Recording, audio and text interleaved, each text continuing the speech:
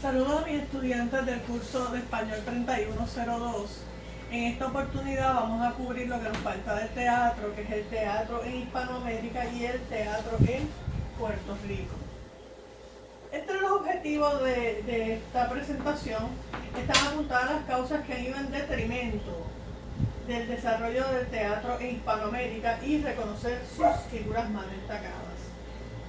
Vamos al principio, a los comienzos del teatro en Hispanoamérica.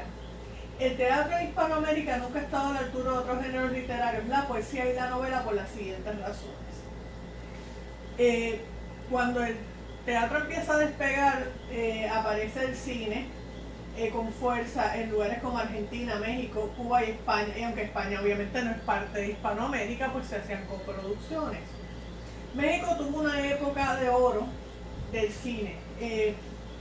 Esta época de oro del cine mexicano se extiende más o menos entre 1936 en algunos lugares dice al 59, porque en el 57 muere una de las grandes figuras que fue Pedro Infante, pero en otros lugares dice que fue en el 69. Algunos actores de renombre de este periodo fueron Cantinflas, Mario Moreno Cantinflas, que era comediante, Jorge Negrete, María Félix, la Doña y Pedro Infante. Otra razón para que el teatro en Hispanoamérica no estuviera a la altura de los otros géneros fue la preferencia, y lo puse entre comillas, por obras extranjeras. Por ejemplo, los clásicos del teatro español o las traducciones de otras lenguas. ¿Por qué? Mire, para usted poder entender la literatura hispanoamericana, tiene que estudiar el panorama histórico, tiene que estudiar la historia y el panorama político. Hay mucha represión en diferentes países, hay gobiernos dictatoriales, y es más seguro, era más seguro presentar una obra extranjera que no pudiera aludir o molestar al régimen de turno, y por eso optaban pues, por una obra extranjera versus una obra local. Otra cosa que sucedía era la falta de respaldo de parte de los gobiernos en todos los sentidos, y esto incluye el factor económico, los chavos. También, y esto es extremadamente importante, y yo les acabo de hablar de gobiernos dictatoriales, existía y todavía existe en muchos lugares la censura. Esta censura podía implicar que la obra fuera editada, ¿verdad? Que le quitaran partes, que la obra no saliera, e incluso que su autor fuera enviado al exilio.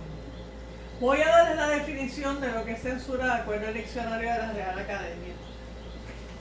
Censura, en latín censura, acción de censurar, dictamen que se emitía acerca de una obra, organismo encargado de ejercer la censura, pena eclesiástica impuesta conforme al derecho canónico. Entre los antiguos romanos, oficio y dignidad del censor. En psicología, conjunto de factores que regulan determinados hechos psíquicos, permitiendo que algunos emerjan de la conciencia y otros se repriman. Padrón, asiento, registro o matrícula. Asimismo, censurar, porque le di el sustantivo, ahora les voy a dar el verbo de censura: formar juicio de una obra u otra cosa, corregir o reprobar algo a alguien, murmurar de algo a alguien, vituperarlo, dicho el censor oficial de otra clase, ejercer su función imponiendo supresiones o cambios en algo, y hacer registro. Así que todos estos factores, y los repito, incidieron, obstaculizaron el desarrollo del teatro en Hispanoamérica. Como les dije, la aparición del cine, la preferencia por obras extranjeras, la falta de respaldo por parte de los gobiernos y la censura. Vamos a las primeras figuras del teatro en Hispanoamérica. La historia del teatro en Hispanoamérica es larga, se remonta a a los dramas bailables del periodo colonial y a los inicios de la conquista, en que se empleaba como instrumento de evangelización. Sor Juana Inés de la Cruz, la 10ª musa mexicana, 1651-1695, y Pedro de Peralta Barnuevo, peruano, 1663-1743, escriben obras de teatro tanto religiosas como profanas. En el siglo XVIII, en Lima, Perú, se escribe Ollantay. En la misma se mezclan las tradiciones precolombinas e hispánicas, mestiza. Cuando se mezcla lo indio con lo español, eso es mestizaje. Su autor es desconocido, pero se le atribuye al sacerdote mestizo Antonio Valdés. Pasemos al teatro tras la independencia hasta principios del siglo XX. Y básicamente, y hay excepciones, ¿verdad? Entre 1810 y 1824, la mayor parte de los países de Hispanoamérica se independizó. Hubo otros, ¿verdad? Cuba, Puerto Rico, Cuba que se independizó ya en el siglo XX, Puerto Rico que no es independiente, Panamá que se independizó en 1903, pero básicamente ya para ese periodo era para el siglo entre 1810 y 1824, muchos países de Hispanoamérica ya eran independientes. Vamos entonces al teatro tras la independencia hasta principios del siglo XX. El teatro siguió siendo un importante lugar de reunión para aristocracia y la clase media. Se construyeron grandes salas como el Teatro Colón en Buenos Aires y Bellas Artes en México, pero se siguieron representando obras mayormente extranjeras. Algunos escritores y piezas claves de este teatro son Fernando Calderón, mexicano, 1809-1845, teatro romántico e histórico. Federico Gamboa, mexicano también, 1864-1939, una de las obras de este novelista y dramaturgo es Santa. También está el teatro didáctico y satírico de Felipe Pardo y Arriaga, peruano, 1806-1868. Entre sus obras se encuentran Frutos de la Educación y Una huérfana en Chorrillos. No se asusten con lo de las fechas de los nacimientos y muerte de los autores. Yo lo doy sencillamente para que ustedes los ubiquen en el tiempo. Manuel Asensio y Segura, peruano también, 1805-1871. Entre sus obras se encuentran el Sargento Canuto, La Saya del Manto y Ñacatita.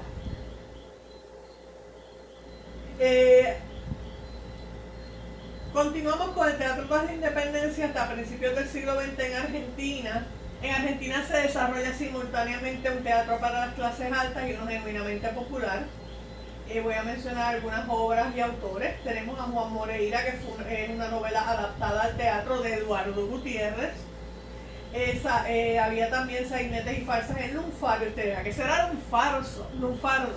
Lunfardo era un dialecto de las clases bajas de Buenos Aires. Es un dialecto de las clases bajas de Buenos Aires. Y de hecho en la internet usted puede encontrar páginas para aprender lunfardo. También en Argentina estaba Florencio Sánchez, que aunque era uruguayo, se desarrolló y vivió gran parte de su vida en Argentina, y nosotros leímos parte de las acotaciones de Barranca Abajo. Nace en 1875, muere en 1910. Entre sus obras se encuentran Mi hijo el doctor, La gringa, Barranca Abajo, Los muertos en familia, El pasado, Nuestros hijos y Moneda falsa. Roberto Pairó, 1867-1928. Una de las obras de este novelista y dramaturgo es Marco Severi. Nos mantenemos con Argentina. Roberto Bar, que también era novelista, 1900-1942. Entre sus obras se encuentran 300 millones, El fabricante del fantasma, Saberio el cruel, Prueba de amor, Las mil una noche África y La fiesta del hierro. Samuel Eichenbaum, 1897-1967. Entre sus obras se encuentran Tejido de madre, El gato y su selva, Pájaro de barro, Un guapo de 900 y Un tal Servando Gómez. Conrado Nández Roxlo, 1898-1971. Entre sus obras se encuentran La cola de la sirena y El pacto de Cristina.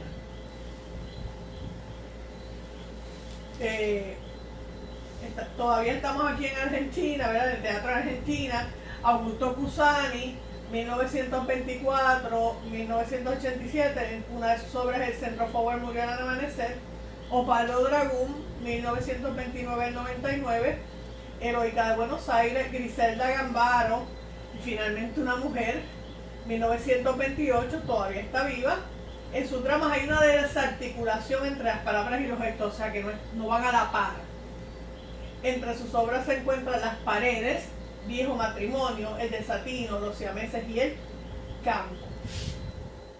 Cambiamos a México, donde está Celestino Gorostiza, 1904 al 67, escribe La Malinche. Salvador Novo, 1904 al 74, que era poeta y también escribe el drama La Culta Drama. Xavier Villurrutia, 1903 al 50, poeta también, pero escribe drama. Es poeta y era poeta y dramaturgo. Entre sus obras se encuentran El Hierro Candente y La Hiedra. Rodolfo Sili, 1905 a 79. Entre sus obras se encuentran Jana es una muchacha, El niño y su niebla, Corona de sombra, El gesticulador y Tres comedias impolíticas. Carlos Fuentes, una de las figuras claves del boom hispanoamericano, ¿verdad? Pero también escribe, y el boom es el boom es un momento literario más bien concentrado en la narrativa, cuento y novela, pero Carlos Fuentes también cultivó el drama. Nace en 1928, murió en el 2012, hace 7 años. Entre sus obras se encuentran Todos los gatos son pardos, Orquídeas a la luz de la luna y El tuerto es rey. Y si usted sabe de refranes, notará que lo que está usando en dos de estas obras son títulos que son partes de refranes. Por ejemplo, en Todos los gatos son pardos hay un refrán que dice que en Puerto Rico de noche todos los gatos son negros. Y hay otros lugares que dicen que de noche todos los gatos son pardos. Respecto al tuerto es rey, hay un refrán que dice en casa de ciegos el tuerto es rey.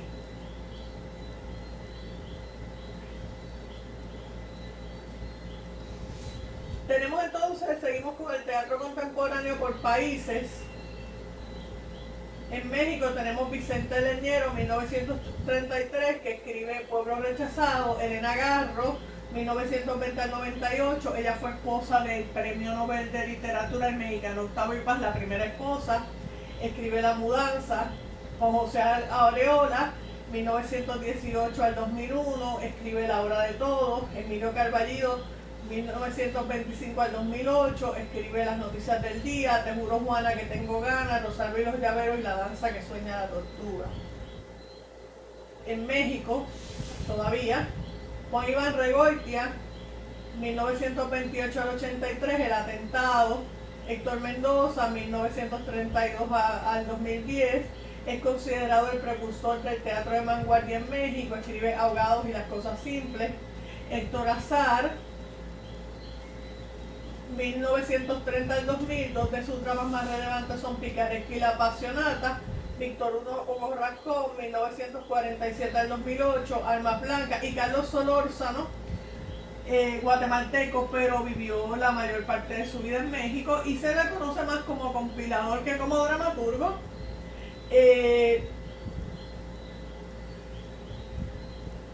Escribió la obra de teatro En las manos de Dios, pero fíjense, vivió desde el 39 en México hasta su muerte en el 2011, eso es mucho tiempo.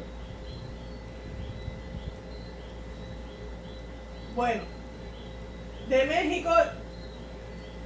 México llegamos a Chile, con Armando Mock, 1894-1943, Pueblecito, Egon Wolf, 1926 al 2016. Entre sus obras se encuentran Flores de papeles invasores y son unas obras un poco difíciles de descifrar, por lo menos desde mi perspectiva. Luis Heidemans, 1928 al 64, entre sus obras se encuentran Cuentos para el teatro, La jaula en el árbol y Moscas sobre el mármol. En Uruguay está Carlos Maggi, 1922 al 2015, con su obra El patio de la Torcaza. Jacobo Langsner, 1927, que todavía está vivo, hasta donde yo sé, escribe Locos de Contento. Mauricio Rosenkopf, también vivo, escribe El combate en el establo. En Perú, Sebastián Salazar Bondi, 1924-65, entre sus obras se encuentran Amor Gran Laberinto, Algo que no quiere morir y El fabricante de deudas. Mario Vargas Llosa, otra de las figuras fundamentales del boom hispanoamericano, peruano, todavía está vivo. Como ustedes saben, ganó el Premio Nobel de Literatura en el 2010. Tiene ahora mismo va para 83 años. Es novelista, ensayista y dramaturgo. Entre sus obras se encuentran La señorita de Tacna y Katy y el hipopótamo. En Venezuela, el Teatro de la Universidad y el Grupo Rajatabla eran parte del nuevo teatro venezolano. En Cuba, la Revolución de 1959, que este año cumplió 60 años, llevó el teatro al campo. Uno de los desarrollos más originales de la dramaturgia postrevolucionaria ha sido el teatro de marionetas de Antón Arufat, 1935, y Virgilio Piñera, 1912 a 79. Asimismo, existe un teatro aliterario, sin letra, en el cual la música, la mímica y el baile se incorporan al espectáculo. Uno de los dramaturgos de mayor éxito es José Triana, 1933, con su obra La noche de los asesinos. En Colombia, el grupo La Candelaria se dedica al teatro militante. Y otro que escribió teatro, aunque fue una sola obra, fue Gabriel García Márquez, que murió recientemente en el 14, son pocos años, ¿verdad? 5 años nada más. Premio Nobel de Literatura, al igual que Vargas Llosa, pero él solo escribió una obra de teatro que se tituló Diatriba de amor contra un hombre sentado. Obviamente hay mucho más del teatro hispanoamericano, ¿verdad? Pero esto es algo bien panorámico para que ustedes tengan una idea general de cómo se ha desarrollado el mismo en Hispanoamérica. Vamos entonces al teatro en Puerto Rico.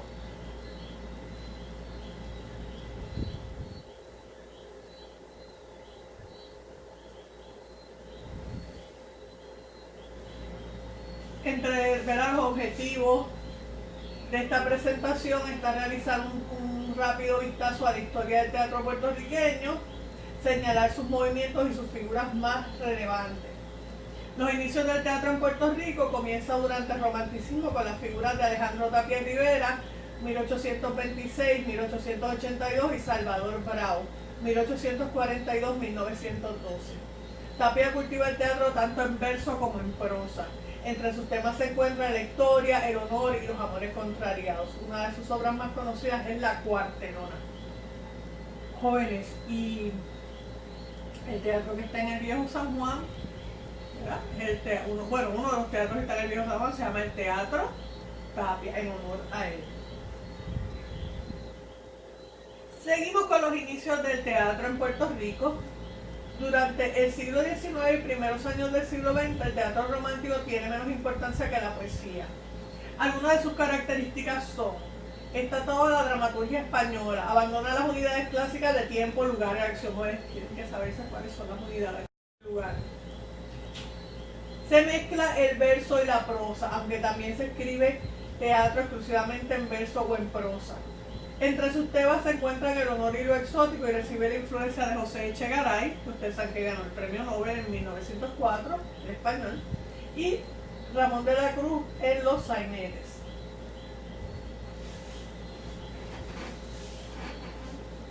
Continuamos con los primeros tiempos del teatro en Puerto Rico. En la década de 1960 se destaca Salvador Brau como dramaturgo. Salvador Brau escribe todo su teatro en verso. Entre sus obras se encuentran La Vuelta al Hogar y Los Horrores del Triunfo. En las primeras 3 décadas del siglo XX hay un teatro realista y naturalista en Puerto Rico. Como sabemos, el realismo retrata la realidad, mientras que el naturalismo también retrata la realidad, pero los aspectos es más gráfico, es más crudo.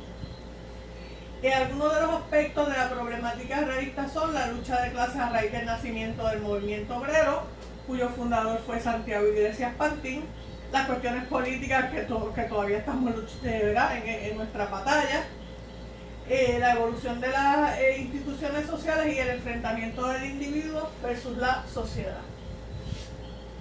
Continuamos en esas primeras 3 décadas del teatro en Puerto Rico. Una de las figuras de este teatro fue José Limón Arce, 1877-1940. Limón Arce fue un poeta y periodista en pro del trabajador. Escribe Redención, que es una obra de propaganda en la cual se presentan las uniones como panacea, como cura, como solución para los trabajadores. Por otro lado, José Pérez Lozada, 1879-1937, busca reforzar y revivir el teatro en la isla. Escribe zarzuelas, dramas y comedias que siguen la línea de Jacinto Benavente. Dos de sus obras son La rabia y La vida es ácida. Otro de los dramaturgos de esa época fue Rafael Martínez Arévalo. Benavente también influye en su obra. Escribe La convulsiva y Tabaré. Entonces, otra figura importante en el teatro de Puerto Rico fue Emilio S. Belaval, que también era narrador, era cuentista. Nace en 1903, muere en el 72. El teatro de la Universidad del Sagrado Corazón lleva su nombre y la tesis doctoral de Luis Rafael Sánchez es sobre la narrativa de Emilio S. Belaval. Emilio S. Belaval se empeña en darle al país un teatro que reflejara la realidad puertorriqueña sin perder su universalidad. Entre sus obras se encuentra La romanticona, La novela de una vida simple y Hay que decir la verdad. Por su parte, Manuel Méndez Ballester nace en 1909 y muere en el año 2002. Cabe señalar que en 1930 hubo un certamen de teatro auspiciado por el Ateneo Puertorriqueño y Manuel Méndez Ballester es premiado en el mismo. Méndez Ballester también es autor de la novela Isla Serrera en 1937. Entre sus obras se encuentran Tiempo Muerto. El Tiempo Muerto era el que venía después de la zafra, ¿verdad? La zafra es cuando se cortaba la caña y después del Tiempo Muerto, pues el desempleo y la miseria que pasaban los obreros de la caña. El misterio del castillo, Bienvenido Don Goyito, Arriba las mujeres y Los Cocorocos. Otra figura es Luis de Chania Graín, 1902 al 94, responde a motivaciones que surgen del ambiente social, político y cultural de los años 30. La trilogía Tres Piraguas en un día de calor incluye El Tesoro, La Compañía y El Pececito Dorado. Enrique Laguerre, ¿verdad? Que era novelista y ensayista, ¿verdad? Se conoce por novelas como La Llamarada y Cauce sin Río, pero escribe obra de teatro más conocida es La Resentida. Pasamos al nuevo teatro puertorriqueño, que ya no es tan nuevo. El teatro insular recibe un impulso. Este se da en las postrimerías de la década de 1930 con la fundación de Areito. Los escritores René Márquez y Francisco Arribí fueron parte de estas corrientes renovadoras. Algunas de las características de este teatro es un teatro universalista sin perder su puertorriqueñidad, pero con proyecciones universales. Hay un alejamiento del realismo para adentrarse a un plano subjetivo del ser. Los personajes son seres atormentados y aislados que se encuentran a sí mismos mediante la muerte y el sufrimiento. En cuanto a la técnica, los autores emplean nuevos recursos luminotécnicos y desean indagar en la conciencia de los personajes. Dividen el espacio en áreas, lo que permite la desarticulación del tiempo y el espacio en escenas retrospectivas provocadas por el desdoblamiento de los personajes. Usted puede ver lo que acontece dentro del personaje, en su cabeza, en su corazón, y lo que está sucediendo fuera. ¿Por qué? Porque se recurre al fluir de conciencia, al monólogo interior, etc. Los cambios de luces o de música reflejan los cambios temporales o anímicos. Otros recursos que se emplean en este teatro son el sueño, el mundo lírico, las imágenes ilógicas, los elementos grotescos, los símbolos, la pantomima y el lenguaje sin sentido. Se usa un lenguaje realista, o sea, si hay que decir malas palabras y cada cual habla de acuerdo, ¿verdad?, a su nivel educativo, a su clase social, etc. su procedencia. Francisco Arribí, que fue el autor del himno de la universidad, ¿verdad? Del recinto de Río Piedras, era dramaturgo y guionista, entre otras tantas funciones, pero bueno, escribió muchas obras, pero la obra, y esto es mi opinión, y de hecho estaba en antologías fuera de la isla, es de Gigantes.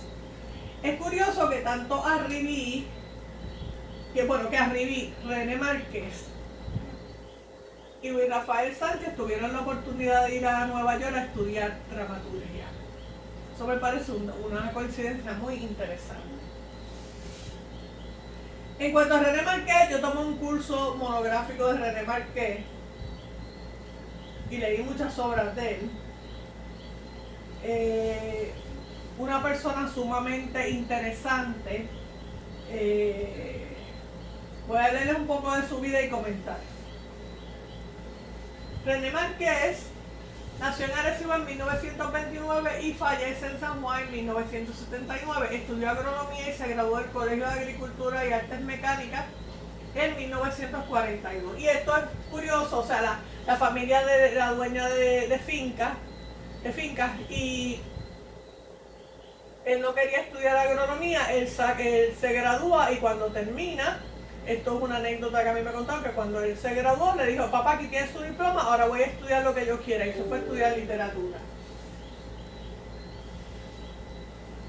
Estudió cursos de literatura en la Universidad de Madrid en 1946 y desde la capital española remite al Mundo una serie de artículos que titula Crónicas de España.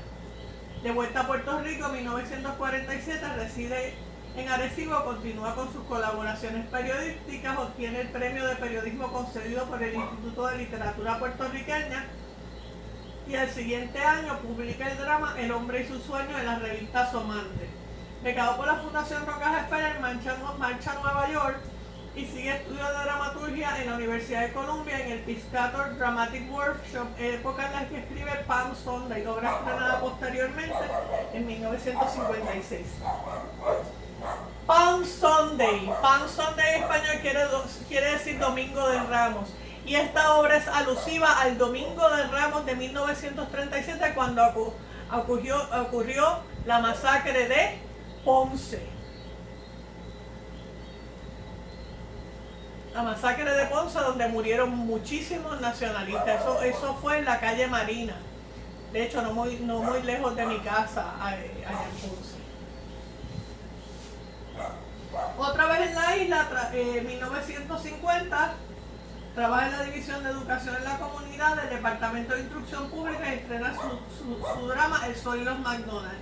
3 años más tarde dirige la unidad editorial de dicho departamento y se consagra con la obra La Carreta, drama en 3 actos. Y miren, y él escribió mucho, pero la obra que siempre salta es La Carreta, que es la historia de esta familia que se va del campo a La Perla en el viejo San Juan, y de La Perla se va a Nueva York, donde uno de sus miembros muere, como se lo traga una máquina, un accidente en una máquina, en una fábrica, en una factoría, ¿verdad? Eso es un barbarismo. La Carreta fue publicada en Asomante y llevada a escena en Nueva York en 1953, San Juan 1954, Madrid 1957 y Praga 1964.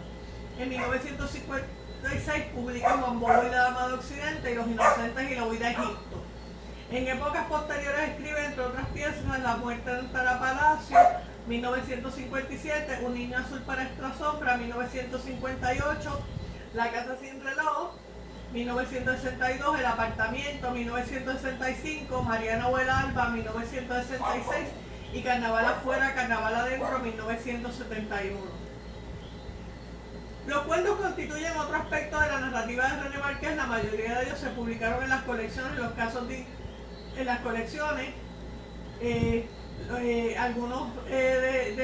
algunos de estas colecciones son Los casos de Ignacio y Santiago, 1953, Cinco cuentos de miedo, 1954. Otro día nuestro, 1955. Cuatro cuentos de mujeres, 1959. En una ciudad llamada San Juan, 1960. Además publicó las novelas La víspera del hombre, 1958, una novela que a mí es una novela que yo guardo con mucho cariño, ¿verdad? En mi cerebro y en mi corazón, y que me encantó. Es lo que yo diría un Bildungsroman, que es la historia de un joven, ¿verdad?, que se hace hombre.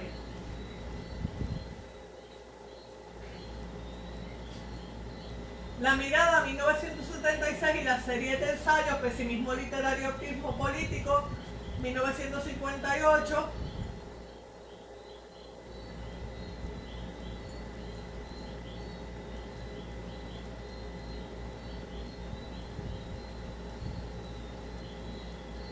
Pesimismo literario y optimismo político, su existencia en el Puerto Rico actual, 1959, El puertorriqueño dócil, 1962, y Ensayos, 1953 al 66. Muchas piezas de su obra narrativa jalonada de premios ha merecido la traducción a otros idiomas, y algunos de sus dramas se han representado con éxito en el exterior.